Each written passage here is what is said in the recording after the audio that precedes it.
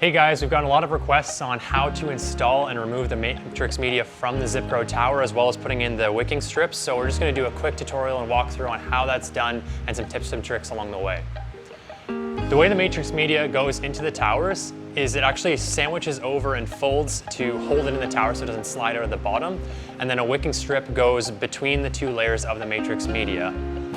So what we're going to do is take our wicking strip, lay open our matrix media, and lay it in. You'll want to put it in about 2/3 up the width of the matrix media to make sure that it's not sticking at the top and there's a tail out the back, as well as a small tail along the top. This is going to catch the water from your drip emitter and make sure it comes in contact with your roots. We place it like that, and then we fold the matrix media over, creating a sandwich. With the excess portion downwards, we slide it into the end of the tower. You can just pull it in with your hands, but we like to use a matrix media pulling hook. If we're doing a lot, it's just a lot easier on your hands and makes it a lot quicker.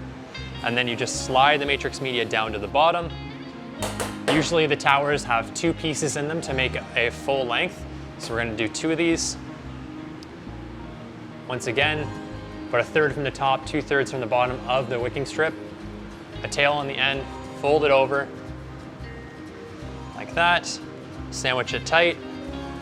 Insert it, and we can just pull it in like that. And we have a completed ZipGrow tower.